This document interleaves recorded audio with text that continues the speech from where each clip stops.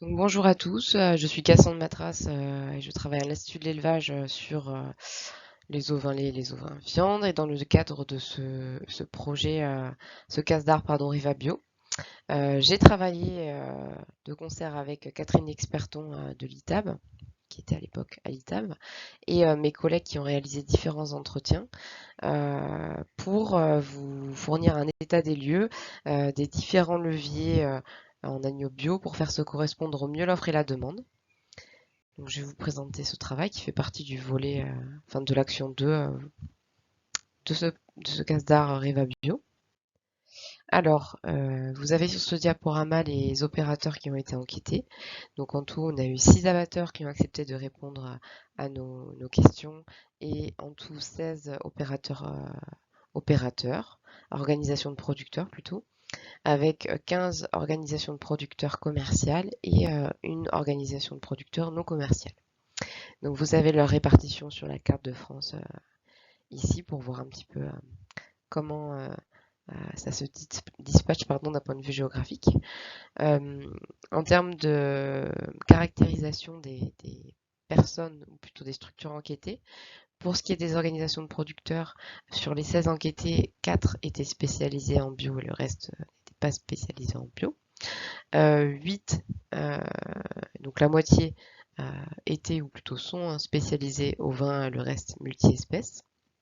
Et pour ce qui est des abatteurs, un des abatteurs sur les 6 enquêtés est spécialisé en bio et 4 sont spécialisés en ovin. Donc il faut savoir que j'ai présenté à la fin de ce diaporama notamment des résultats quantitatifs, mais avant tout ici c'est plutôt une description qualitative du ressenti et comment dire, de l'avis des opérateurs enquêtés vis-à-vis de cette question de l'offre et de la demande en filière bio. Donc vous avez ici la liste des organisations de producteurs qui ont gentiment accepté de répondre à notre sollicitation pour cette étude. Et ici, vous avez la liste des abatteurs enquêtés également qui ont accepté de participer à ce volet du casse-d'art Riva Bio.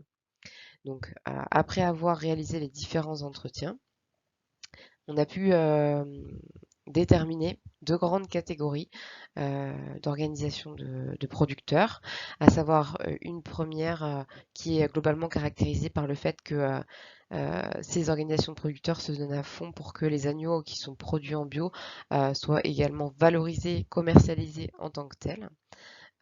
Et parmi cette catégorie, on retrouve 4 spécialisés en bio, 2 spécialisés au vin, et sachant que ceux spécialisés en bio commercialisent, c'est assez varié, donc de 5 000 à 20 000 agneaux bio par an, donc selon la structure concernée.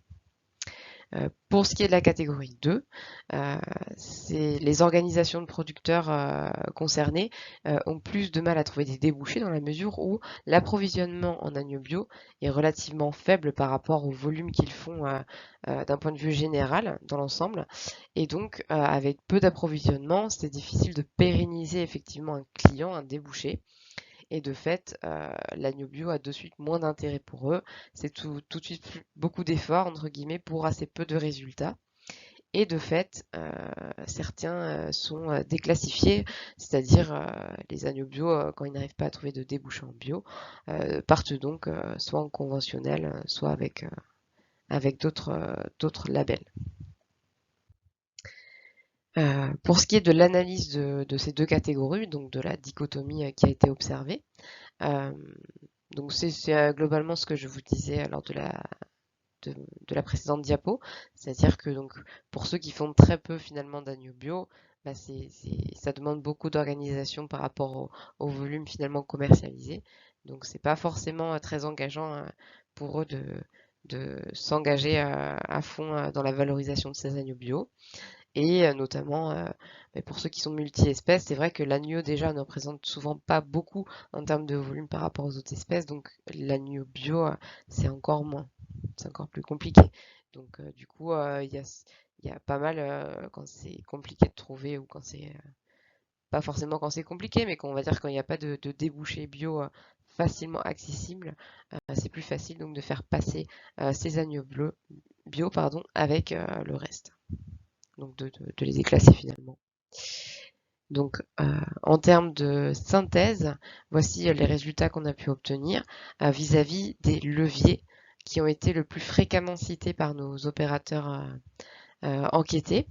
Et donc sur ce graphique, on voit que le pilier le plus à gauche, c'est le levier incitation tarifaire au désaisonnement qui a été cité dans 70% des cas. Et donc en fait, il s'agit tout simplement des fameuses caisses de péréquation ou bien primes de désaisonnement qui sont faites dans de très nombreux scopes pour justement inciter financièrement, donner plus d'argent à un éleveur qui apporterait des agneaux. Alors ici des agneaux bio, mais c'est d'un point de vue, ça se fait d'un point de vue général, hein, même conventionnel, qui apporterait ces agneaux à un moment de l'année où l'approvisionnement en agneaux est relativement pauvre. Donc c'est la première, c'est ce qui est le plus ressorti finalement, d'inciter financièrement les éleveurs à amener des agneaux à cette période de l'année pour essayer de lisser l'offre, hein, ne pas en avoir que sur quelques mois de l'agneau.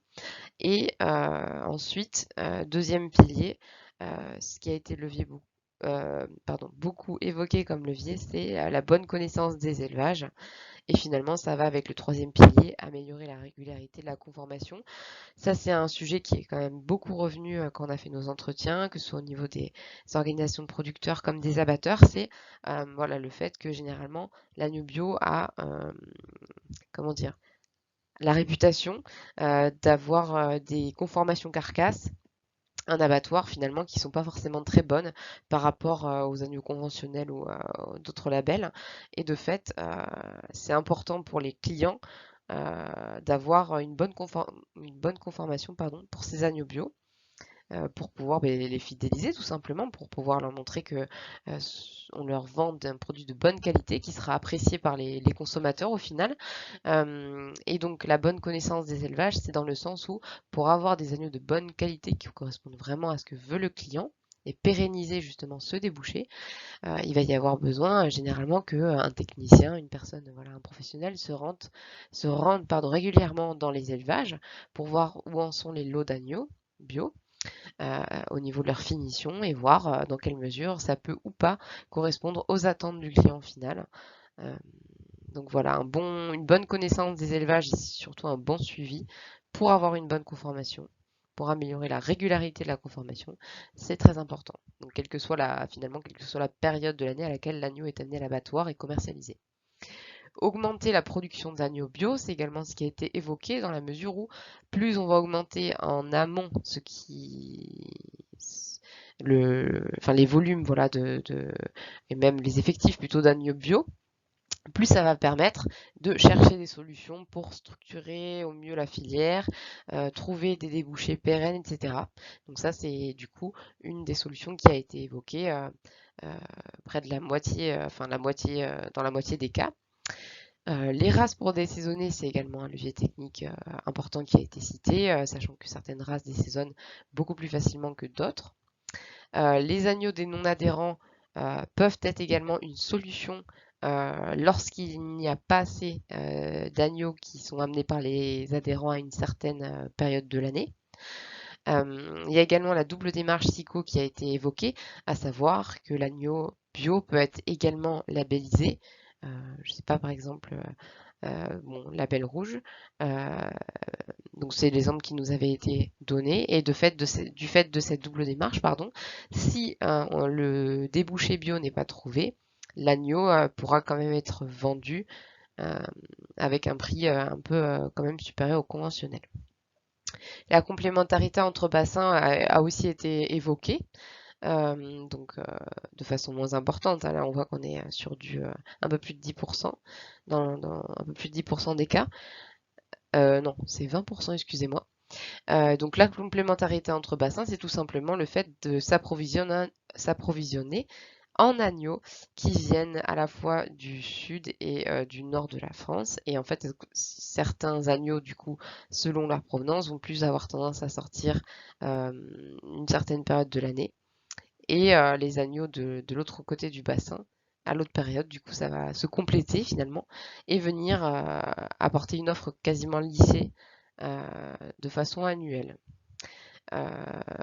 La bonne connaissance des clients, connaître leurs attentes, c'est aussi extrêmement important pour pouvoir avoir connaissance de ce qu'il leur faut comme type d'agneau, effectivement.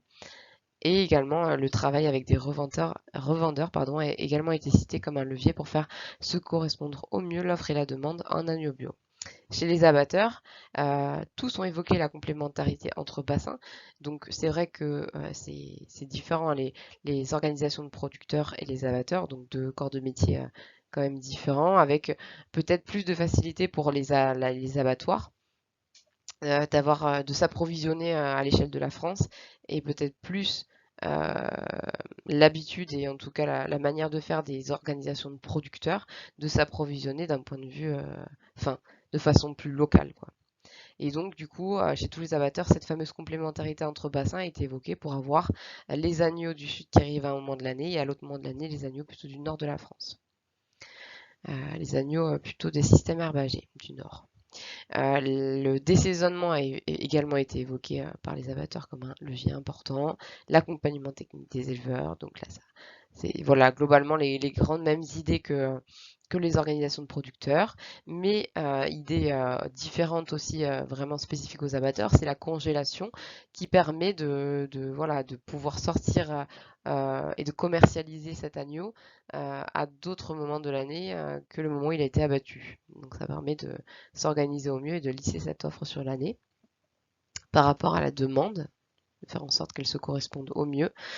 Et le travail avec des grossistes comme levier d'ajustement face à la demande a également été cité par par un tiers, quoi, des abatteurs interrogés.